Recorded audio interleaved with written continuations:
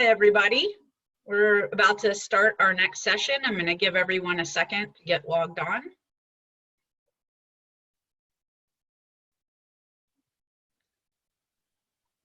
Just to let everybody know, each of these sessions are being recorded and will be available to all attendees following the presentations today. So that being said, I would like to go ahead and introduce our next speaker. Kyle Truesdell has a deep background in agriculture with nearly 2 decades of experience. He's one of the founders of Agrarian Supply, which is a company full of agronomic professionals that are focused on developing strategies to help farmers grow their margins while they're growing their crops. Today, Kyle's going to go over some of the best agronomic practices that are currently being done in hemp farming. And after that, we're going to be doing a live Q&A. So if you look at the bottom of your screen, you'll see a Q&A button. If you go ahead and present your questions to me as we go on, be able to get those answered by Kyle at the end of the session. So that being said, I'm going to turn the presentation over to Kyle and let him get started. And then we'll see you all at the end for Q&A. Go ahead, Kyle. Great. Thanks, Kim, for that introduction. Really appreciate the opportunity to speak to everybody today here. I hope everybody's safe and healthy out there in the world and, able to operate and, live and prosper as best as possible in these difficult times. So I'm going to go ahead and go into my presentation here and share my screen.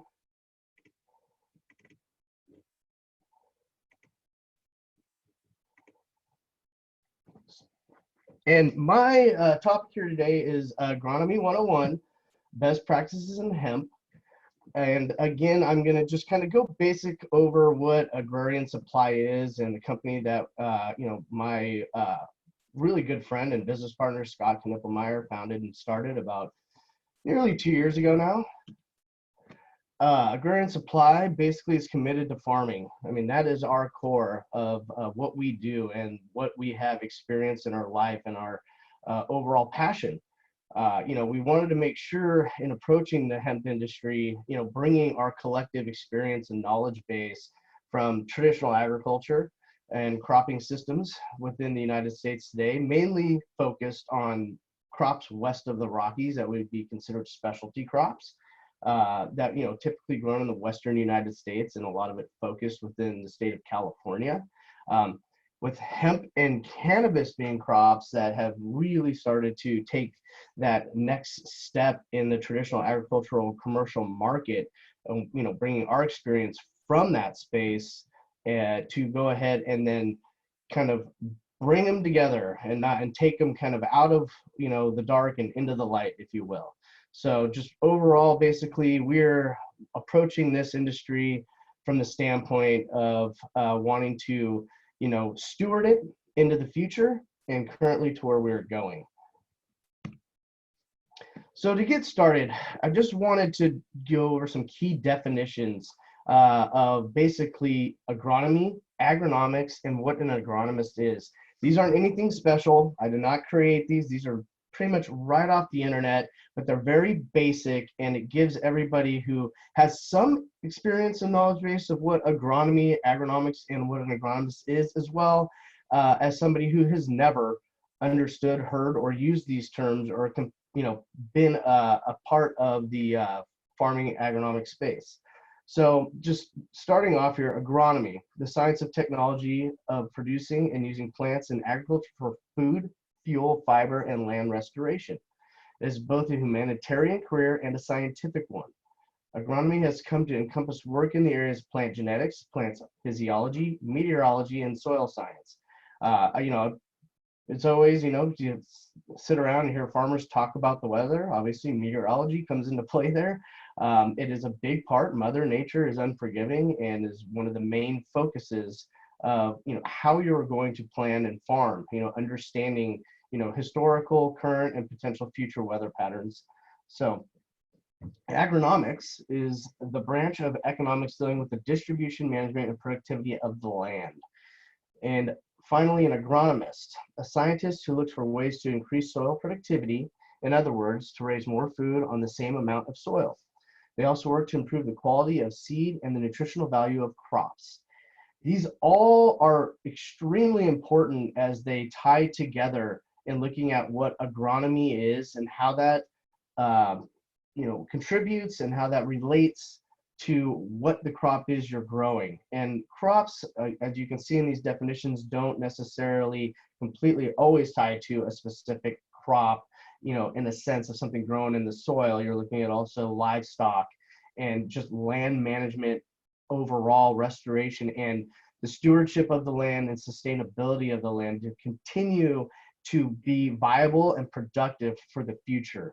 I know myself, I'm second generation in agriculture. I have a lot of family farming friends that are, fourth, fifth generations, and I have two sons myself, and I'd like to see them be the third generation. So, being able to steward the land and increase and not just maintain the productivity of the soil itself so that our future generations can continue to thrive and our industry can continue to thrive into the future. Just real quick, some basics about hemp. We have kind of the three main parts that I would consider the basics: the whole plant, the top flower, and the biomass. I know, again, this is probably pretty basic information for some of you, but thinking about the plant as a whole and the different components, everything that's tied into this, from not just the plant itself, as you can see through the definitions of agronomy, agronomics, and agronomists, is it's really the big picture. Everything you're doing on farm to help the productivity level, to not only increase it, but also to make it sustainable and create an economic or agronomic environment that allows you to become profitable and maintain your business and grow your business and to stick around a while. Farming is not a fly-by-night, industry. You're in it, you live it, you breathe it, you embody it. It's everything that you do. Agriculture, farming, it's who you are. So the whole plant itself, consists of the stalk, stem, leaves, and flower. Each component of the plant has a variety of applications and different values. As I'm sure a lot of you know out there, where the markets have been, where they're at currently, and where they're going, and how to get the best agronomic value out of the crop to move it into the space that's going to create the most sustainable market for you. We have the top flower, which is the largest harvested and dried to 8% moisture content. Basically, the flower is going into that smokable CBD market, which was very popular last year. It's still gaining some momentum, and there is still some interesting ideas for the future of where that market's going to go. And then overall, the biomass. This is kind of almost, be honest, biomass and some of the other presentations you're seeing today and conversations you probably had over the last 6 months can sound like a four-letter word at times, even though it's not. The biomass itself, and there's a lot of product that has been, on the marketplace, but, as the market materializes and matures, we'll understand and how to connect those dots and continue to monetize the crop and the biomass itself. The biomass is a combination of the hemp plant material milled for extraction. This is just a neat slide that I like to throw up, and sorry if it's a little bit hard to read at times because there's a lot of information here. Just shows the versatility of the plant itself. And again, all these different opportunities and the versatility of the plant overall to look at what products downstream can be made, created, utilized, and monetized for the crop itself. It's pretty amazing. There's not very many crops out there today that you can look at and see how versatile it is and where these massive opportunities for this crop is into the future and going forward. It's very important to understand this, again, not just from a farming standpoint, but the agronomic piece. This all rolls into it. It's not just about how much fertilizer you're putting out on the ground. It's not just about your pest management program. It's about everything you're doing from start to finish, from your choice of genetics, the choice of the land, suitability of the site, all the way to your in-season cultural practices, your harvesting practices, post-harvest practices, and downstream. All that can be rolled into the idea of agronomy and the agronomic aspect that needs to be applied to the farming of the hemp crop itself, or any crop for that matter. So this is going to get a little bit more into the idea of basic agronomy and the overall big picture, and kind of what we look at as the roadmap and best practices, the absolute minimum operating SOPs, if you will, standard operating procedures that you need to follow to make sure that you are not just farming the crop efficiently, but you're also doing the proper data analysis, data acquisition to then further the agronomic importance and viability of the crop into the future, and ultimately the bottom line to the farmer. You know, at the end of the day, business is about the bottom line and driving revenue. And the agronomic aspect of this is what overall is going to drive that bottom line in your revenue itself. So really, here we go into the core methods. This can get really, really granular. I'm going to keep it very high level today. I want to make sure everybody understands what we look at as far as an agronomist as how we're going to approach a crop for the season and or multi-crop season, and the basic procedures we're going to put forth to plan, budget, and finalize our overall seasonal farming plan itself to get to a point where we can monetize a crop and create revenue. And again, hopefully have enough money to farm again and have the energy to do so. So in those core methods, we look at to increasing our yield overall is plant nutrition and fertilization. There's plant protection and pest prevention, as well as design, layout, harvest, and post-harvest handling. So just to get a little bit more in depth with plant nutrition. And this is where a lot of people, I think there can be a bit of a misconception on what agronomy is, and specifically the focus on really nutritional value into the crop and soil science itself, but it really, again, encompasses so many other facets of the industry.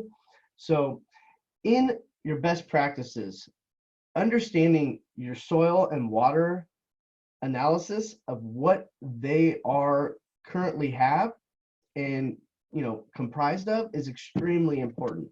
In site selection and evaluation, no matter what crop you're growing, having a soil test, and that is testing of the site to do a full evaluation that gives you the best representation of what your soil elemental compromising is what is compromised of. So comprised of, I apologize. So it's very important to understand that water is obviously very critical to know, what the water is comprised of, so you can make sure that you are not having conflicting elements within the cation exchange process within the soil and the getting into soil solution, to which is then the elements in soil solution, and I'm talking your NPKs, other macro and micro elements that become plant available. So it's, again, very key to have a soil test and water test, and not a single soil test. There are metrics that you would look at on a per acre basis to understand how much testing you're going to need to do to get that best representation of what the soil contains. And then from there, understanding where the water levels are, you can look at what pre-plant fertilizers and or amendments that you would need to apply to that specific site to get you into a balance and give you a baseline of understanding where you can go from there. Because that is where then you can start looking at proper estimations of nutritional programs, what you're going to need to do during pre-plant and in-season fertilization to make sure that you're optimizing the crop and its yield potential based off of what you're input into the land. And again, these all have, as everybody I'm sure here knows, costs associated with them that can look staggering at times.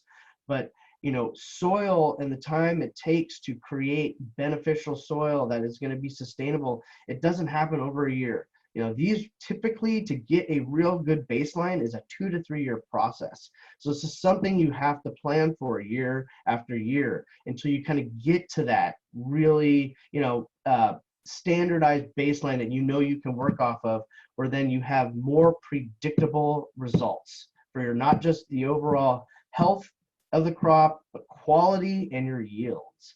So pre-plant fertilizers can be anything from general stuff, from granular, from 045O fertilizers, which is a 45 phosphorus to a 0050 sulfate of potash, which is mainly your potassium, and things that would then throw nitrogen in.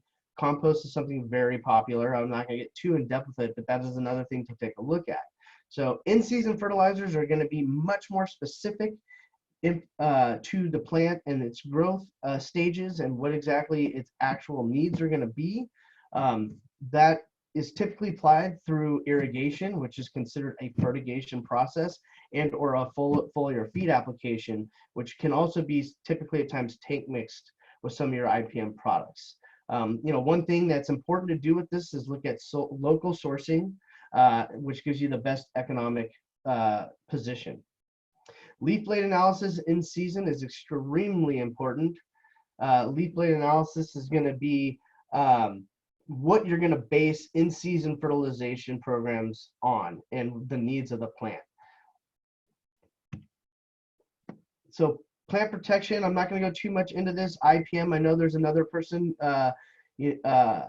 talking about this specific subject, but to make sure that you understand that IPM is a part of your agronomic solution. It is all a part of the big picture and the puzzle pieces. It's, agronomy, again, it's not just focused on, your fertilizer program or, nutritional program. IPM is a big piece of that as well. One thing you're going to want to look at in your IPM program that's extremely important, and this rolls into nutritional as well, is your scouting protocols and reports. This is where you're in field making observations specific to your plant, growth stages, knowing those growth stages, and how and what specific issues that can arise and or problems that need to be solved. And that is where somebody as an agronomist in the field is going to help observe those different potential issues, make recommendations and data based off of that, specific to the crop. That's going to help you not only, again, best quality, best yield, but the best agronomic use of the dollars, money that's going into building this crop. And these are something that's start to finish. You got to look at this full season plans. In California, a pest control advisor is one of the best people to approach for this specifically, because they are licensed within the state of California to to make recommendations for restricted use materials. It is specific to California. Arizona has some guidelines as well because of the overlap with agriculture between the states. But something to keep in mind, this is not a trend that's going to be just specific to California. More and more states, especially as crops that were considered more high value specialty crops are going to be grown, those regulations are going to be put in place. So just food for thought, something to think about. California's always been out there on its own with some of these specific regulations.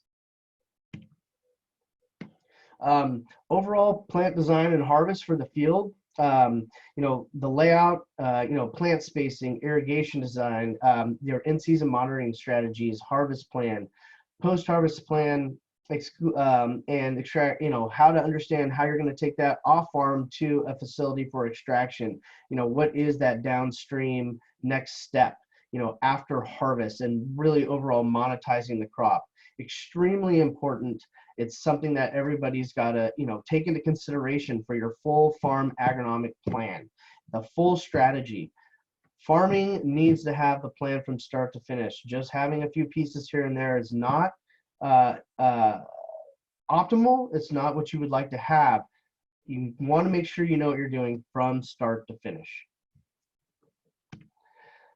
Just real quick to kind of talk about seed planting zones. This is something that we internally had put together through a lot of our experience.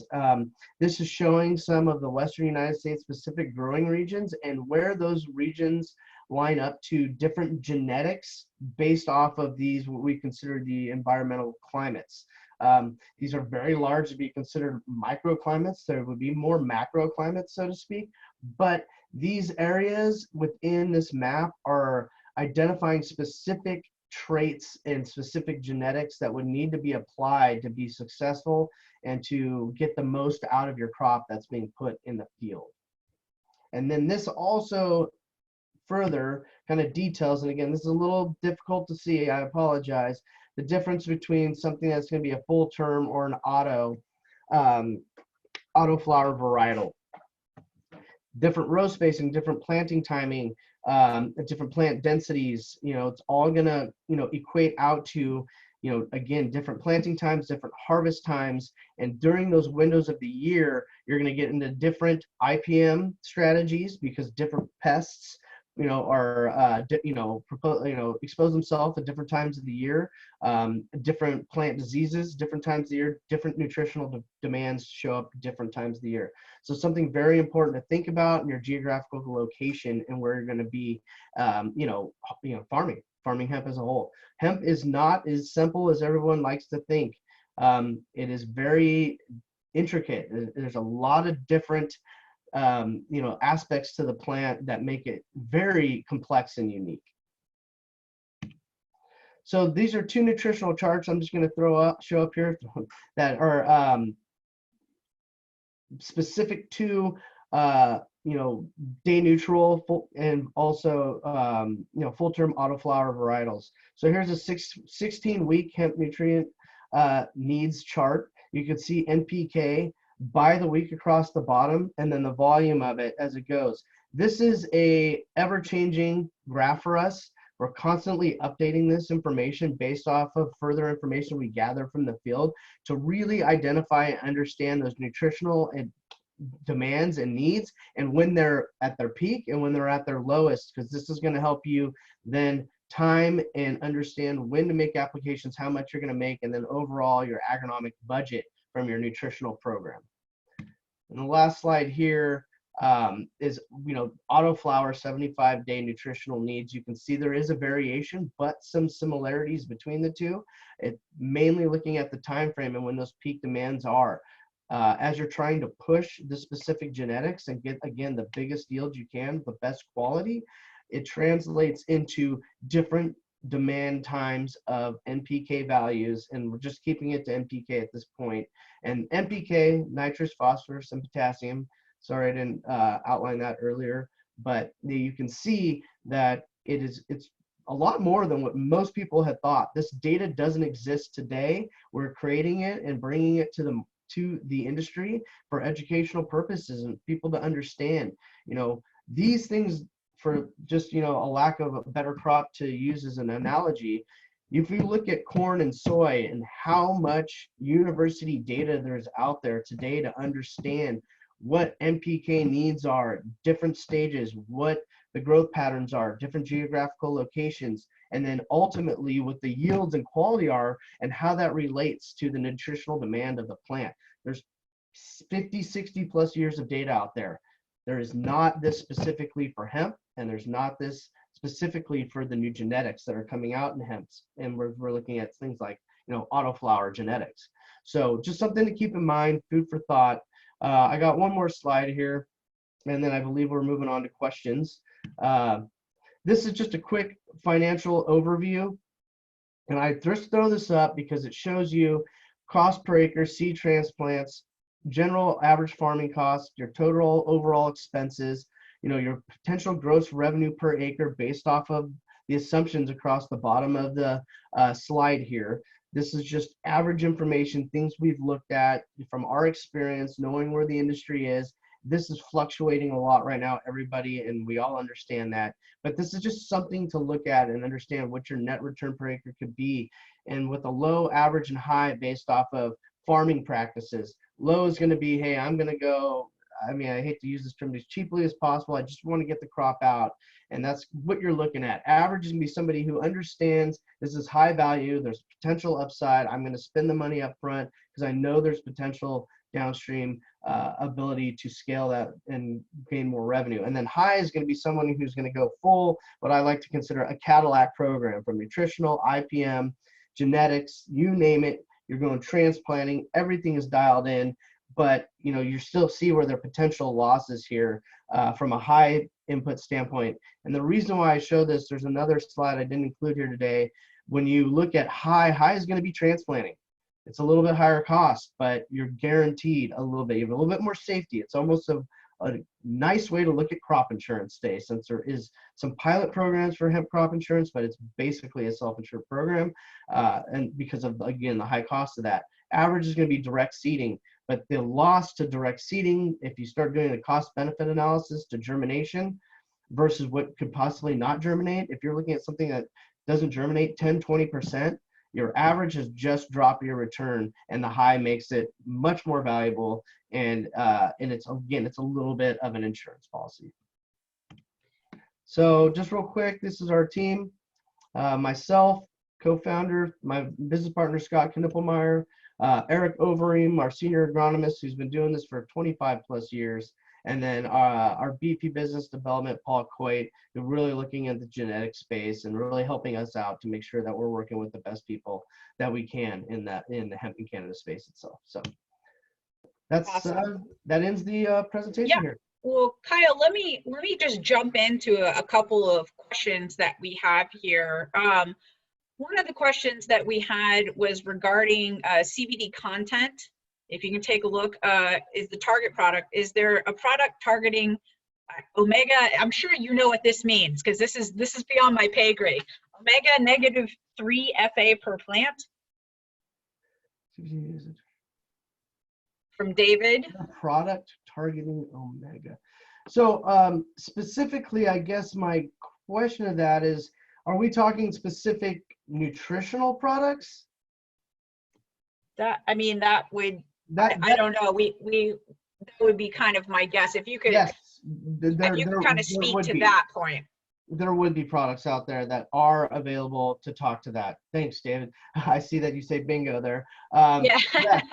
There definitely are products out there on the market that do, are formulated to specifically target, again, some of those different traits. There's also genetics out there that are doing that as well. I think more than anything, looking into that particular direction, genetics is a place you're going to probably want to start, and looking and understanding where that goes. Okay, awesome. Brian had a question about utilizing living biological systems, decrease dependence on synthetic fertilizers. Any thoughts on that? That is absolutely one thing that is extremely important to note. And even though within the federal legalization of hemp, restricted use material pesticides that are regulated by FIFRA, which is the Federal Insecticide, Fungicide, Rodenticide Act, they are not registered typically for hemp. So a lot of this is, you're really farming this organically. It's extremely important to understand that. And biological products are absolutely critical and key within the hemp and cannabis space. For specifically hemp and cannabis, from my experience and from my colleagues' experience, biologicals are absolutely amazing, and hemp and cannabis love them. And they do a great job, especially with you working in marginal soil conditions, where you can then increase biological populations and overall productivity. It really helps the plant, and there's a lot of synergy there. Awesome. I think we had a quick question. We have 2 more quick questions we can probably throw in. Joseph's asking, where's the best place to look for an agronomist in your area? And I'm pretty sure that we can send them the information directly to Agrarian's site, just to get in touch with them. Do you have an email address that you'd like to just throw out, a generic one, or would you like me to just send it to Joseph? Yeah, you could just send it to Joseph. Okay. I think just using my Okay. email would be just Great. fine. I'll throw that out then, guys. But Agrarian, just to let you know, has agronomists nationwide. Yes. So if that helps you out. So, you know, one of the questions that's kind of a play off of a question that was asked during Jeffrey's session about abiotic stress events, just any general tips, like high level tips for like kind of minimizing those abiotic stress events? The high level tips are first understanding and identifying when those events occur. Transplanting is an extremely important event. You know, obviously planting direct seeding is extremely important in that germination period. The transition between your vegetation and flowering are extremely important. And obviously as you're getting towards pushing and that final accumulation because of cannabinoids, because again, let's all understand here, we're farming cannabinoids. When it comes down to it from a CBD standpoint and or CBG, CBDV, whatever it is you're looking at, knowing those events and the plants are at the most stress at that point, you need to make sure that you are giving them what they need to combat that stress as best as possible. You need to be on top of your preventative IPM program, so you're reducing the amount of stress from the standpoint of any potential issues that are coming out in the field, whether it be insect or disease. And then also nutritional, because that's when those peak demands are. You want to make sure you're giving it everything it needs to survive through those processes and those transitions. Okay, that's an awesome response. Last quick question we can answer. Somebody's asking, Connor's asking, what are the options for farming hemp in the Midwest? I'm assuming that we're talking genetics or talking about environment. You know, the Midwest is a great place to farm. Let's be honest, it is where a lot of this is happening. And also we have the millions of acres of corn and soy. And as this thing transitions, I think the Midwest is going to be the main location as we're starting to understand the fiber and grain maturity of the hemp market itself and the plant, and where that's going to go in the future as we start to transition from those traditional row crops such as the wheats, again soy and corn into hemp that can facilitate a lot of those marketplaces and the downstream products that are produced from them. So I see the Midwest as being a huge hemp production area going into the future. Nice. Well, that is awesome. I really appreciate your time today, Kyle. Kyle's been awesome, very informative in covering the basic agronomy 101 tips for all of us in hemp farming. I appreciate everybody's time so far during the day. We're going to break for lunch, and our next session is coming up at 12:30 Central Standard Time with Greg Estes from Cogurt talking about IPM. You can find all the links on the hemp farming website, which is hempfarmingexpo2020.com. And again, if you have any questions, you can email me directly, kim@imperialseedlings.com. See everybody after lunch. Bye.